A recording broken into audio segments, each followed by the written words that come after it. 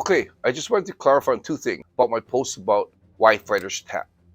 Okay, one of the things is your focus going into the fight is about how you're going to execute your game plan. You're going to either knock them out or submit them or take them down or whatever your game plan is. And what I mentioned earlier is fighters' focus changes when they get into an armbar. For example, the armbar I got into at Heath Herring. If you get locked into a deep key lock and you hear your arm cracking, what I meant by not changing your focus is don't change your focus into, oh shit, my arm's gonna break. Because if you start focusing on the fact that your arm's gonna break and wondering when it's gonna break, what's gonna happen is you're gonna anticipate what you think is gonna happen, which is obviously your arm breaking. What I wanna say is your focus doesn't change. Your focus is still concentrating on your strategy and how you're gonna take your opponent out. All what happens is when you get into an adverse situation, your focus just redirects. So your focus is still on completing your game plan of finishing your opponent. But all it does is redirects and focuses on the obstacle that was all of a sudden put in front of you and a way to clear the obstacle so you can continue on your main objective. So for example, to explain it clearly, when I was put into armbar by Heath Herring, I heard my arm cracking. But instead of worrying about anticipating and guessing what I think was going to happen to my arm, what I did was I had to figure out how to get out of this armbar so I can continue on my main objective. So my focus really hasn't changed. So to get into more detail on what the process is of my focus, is I'm focused on taking down my opponent. When I get locked into armbar, my whole focus is, okay, I gotta address this problem and I gotta get out of this problem so I can continue on my objective. So what I'm thinking of, okay, key lock. The ways to get out of a key lock is to try to suck your elbow in. I tried that and I couldn't. Heath had the key lock locked in really good, so I couldn't do it. So my focus now goes into, how do I get out of this armbar? One way was to, with my free hand, start hitting and start attacking. And while I'm attacking, what I need to do is I can't show Heath that he's hurting me.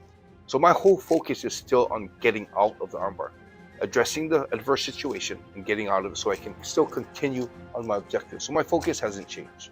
The next thing I wanted to point out was, in one of the comments, a guy said, I'd rather train injury-free and allow myself to tap. Okay, in training, yes, I agree. If you're locked in a situation, there's a chance you might not get out, tap. Yeah, don't get injured so you can't fight.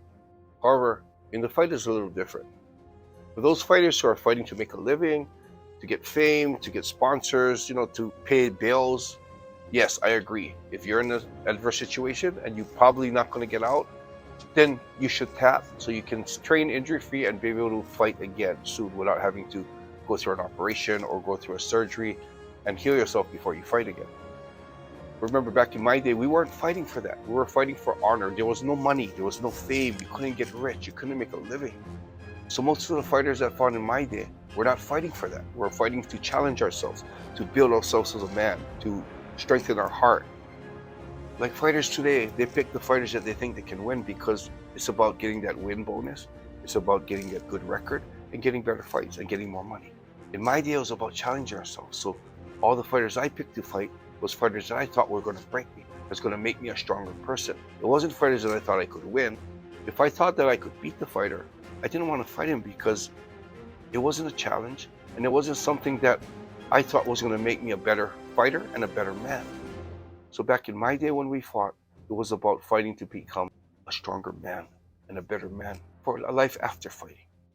I never tapped because I wanted to give myself the full opportunity to work through the adverse situation. And the only time that I would know if I gave myself the full opportunity is to go until the very end, which might result in my arm breaking or me going to sleep. I have no regrets, and I'm super happy for the way I fought. And again, let me point out, I am not saying that everyone should fight like this. It depends on your objective.